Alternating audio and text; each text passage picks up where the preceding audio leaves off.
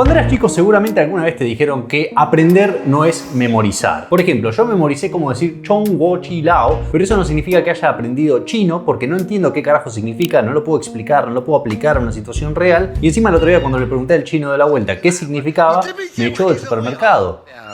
Hijo de chilao. A esto lo sabemos todos. Si solamente lees y repetís como un loro, no vas a aprender un carajo. Y sin embargo, la mayoría de los consejos que te vas a encontrar sobre cómo estudiar se centran en eso. Cómo leer, cómo seccionar, cómo utilizar timers más efectivamente y demás. Pero rara vez nos paramos a pensar demasiado sobre cómo recuperás esa información una vez que ya la estudiaste. Así que en lugar de explicarte por enésima vez cómo se usa un puto pomodoro, en este video quiero que nos concentremos en qué haces cuando cerrás el libro.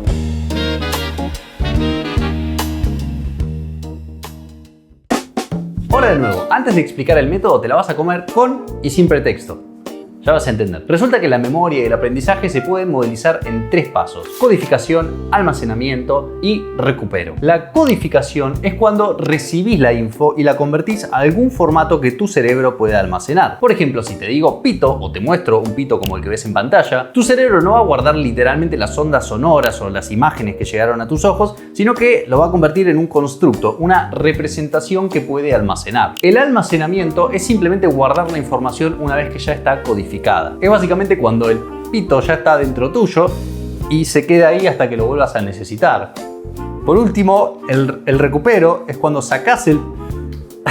Este chiste se volvió demasiado explícito. Recuperar es cuando volvés a necesitar la información y la traes de tu memoria. Y no me refiero a cuando relees o repetís como un loro lo que estudiaste, sino a cuando reconstruís esa información activamente. Por ejemplo, para explicar el tema con tus palabras o relacionarlo con otra cosa que ya sabes o para aplicarlo en una situación de tu vida. Ese último paso, ese proceso de recupero activo de la información es lo que cierra el ciclo de aprendizaje, es lo que le pone el broche de oro a la cuestión y por ende no puedes decir que aprendiste algo hasta que podés realizarlo. Es más, vamos a predicar con el ejemplo. Yo recién te expliqué los 3 pasos de la memoria, el aprendizaje y qué sé yo. Ahora quiero que me lo expliques vos. Fuera de joda, pausa el video y explícame en los comentarios con tus palabras lo que entendiste. Después, si querés verificar o si te quedaste en blanco, tira el video para atrás y comete de vuelta el contexto, pero ahora con un pretexto. Este pequeño experimento colectivo que acabamos de hacer es el corazón del método que te voy a explicar a continuación. No solamente le prestaste atención a la información, sino que al comentar estuviste obligado a reconstruirla activamente para explicarlo con tus palabras. Y después al retroceder el video tuviste que revisitar la misma información, pero de una forma crítica, como tratando de responder una pregunta. Probablemente, ¿qué mierda dijo este pelotudo? Y ahora sí vamos a ver cómo aplicamos todo esto en un método concreto con un ejemplo real. Hola, ahora soy un triángulo. Lo primero que tenés que hacer cuando se trata de cambiar la forma en la que lees para ponerle más enfoque a la parte del recupero es tratar de tener una razón para leer. Para esto lo que yo estuve probando últimamente es algo que llamo lectura interrogativa. Básicamente vas a agarrar una sección bien delimitada de más o menos 20 minutos de lo que sea que quieras leer y vas a proceder a escanearla. No leerla, sino escanearla sin necesariamente pararte a entender cada cosa. Como ejemplo vamos a usar un fragmento de un paper que vas a encontrar en la descripción que es bastante relevante para este tema, es bastante conocido desde el 2011 y básicamente intenta desafiar la idea de que el aprendizaje sucede solamente cuando codificas la información.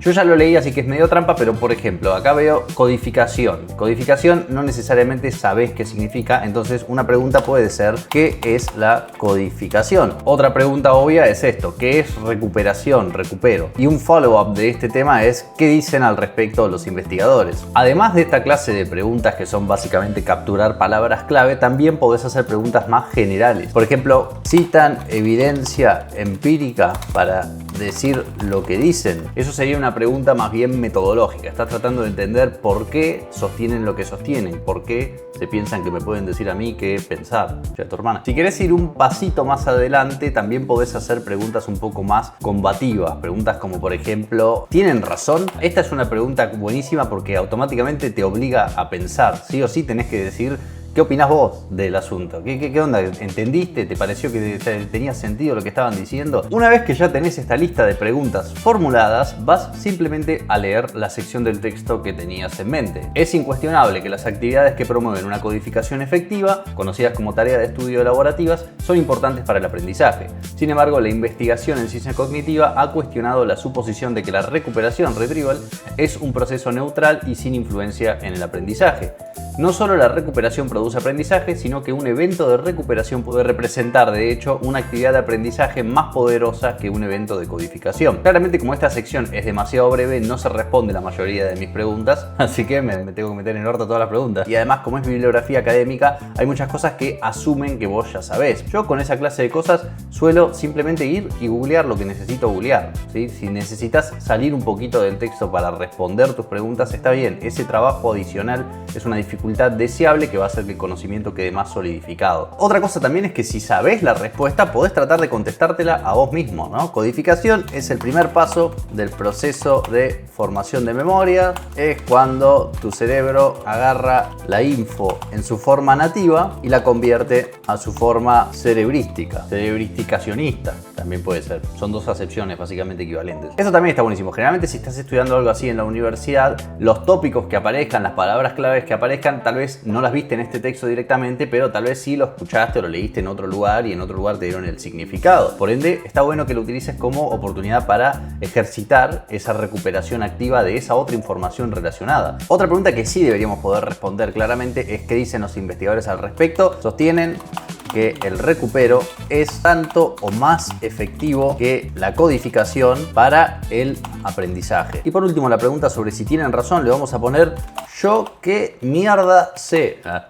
Una vez que termines con tus preguntas, vas a hacer un brain dump, que es simplemente explicar todo lo que entendiste del texto de comienzo a fin. Mientras hagas esto, también es posible que te des cuenta que hay cosas que no entendiste tan bien como creías, y eso está perfecto. Esos gaps, esas pequeñas lagunas de conocimiento, es lo que estamos tratando de detectar en este proceso. Lo importante en cualquier caso es que incluso si tenés que volver al libro, volvés, sacás la información que querías y volvés a tus notas. No te quedas con el libro al lado, no copias y pegás la frase directamente, sino que siempre el objetivo es que expliques directamente y con tus palabras. Hola de nuevo, ahora soy un pentágono. Vamos a simplemente volcar todo lo que entendimos. Yo para tomar los apuntes utilizo el método Outline, pero usa el que a vos se te cante. Si querés saber un poco más sobre formas de tomar notas y cuáles recomiendo y por qué, podés consultar este otro video. Spameado. En el brain dump, de nuevo, como es una sección bastante chica, como es un ejemplo medio de juguete, medio que no tenemos mucho para decir, pero podemos decir, los investigadores sugieren que la etapa de recupero de la información es tanto o más importante que la etapa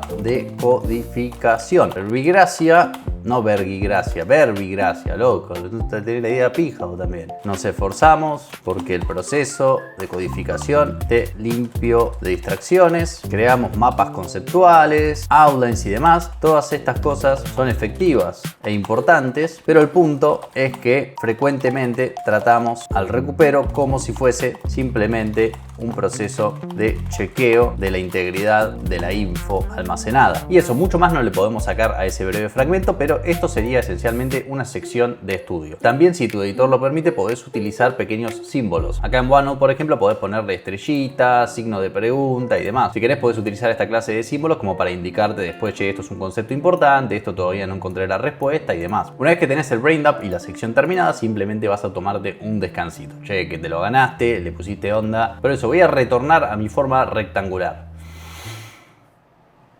Ahora, todo esto es muy lindo y si seguís este método te aseguro que vas a entender bastante mejor todo lo que estudies. Pero hay algo que nos falta y se llama recupero espaciado. Básicamente es cuando dejás pasar un tiempo y volvés a obligar a tu cerebro a recuperar esa información que medio que ya venías olvidando. Para esto, si querés, podés usar flashcards o alguna aplicación que te vaya tirando cuestionarios en cualquier momento random del día y qué sé yo.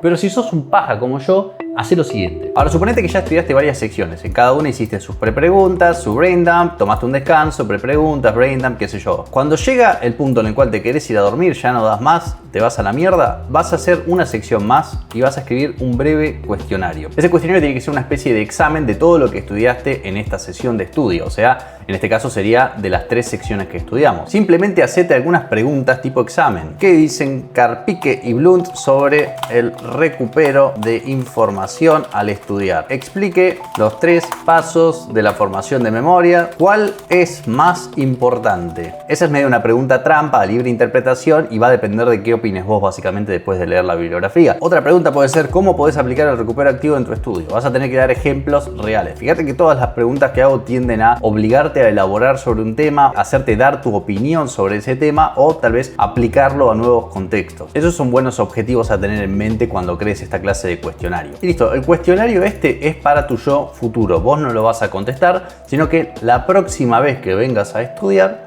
vas a responder esas preguntas. Siempre y cuando no pasen 3 meses de la última vez que estudiaste, esto debería hacer que enganches la información cuando se está yendo de la curva de olvido. Podés usar si querés ChatGPT o algo así para crear el cuestionario, pero yo te recomiendo que lo hagas vos. Porque si lo haces vos, eso representa todo lo que sabías al momento de terminar de estudiar. Por ende, cuando vayas a hacer el cuestionario, sabés positivamente que todo eso en algún momento lo supiste y por ende deberías ser capaz de reconstruirlo de tu memoria. Si fallas en hacerlo, podés revisitar tus notas o en última instancia volver al texto original. Lo de hacer este cuestionario final lo pongo al final de la sesión de estudio en lugar de al final de cada sección por 2 motivos. Primero, porque para cuando terminaste la sesión hay varios capítulos o varias secciones que leíste y por ende tener que hacer el cuestionario te va a obligar a pensar nuevamente en lo que leíste de comienzo a fin. Y segundo, porque al hacer un cuestionario, una especie de examen global, te vas a obligar a vos mismo a comparar las distintas secciones. Entonces, por ejemplo, si estás leyendo un libro, vas a entender mejor cómo el autor va avanzando su argumento a través de cada uno de los capítulos. O si estás leyendo, como suele pasar en la universidad, varios autores, varios textos sobre el mismo tópico,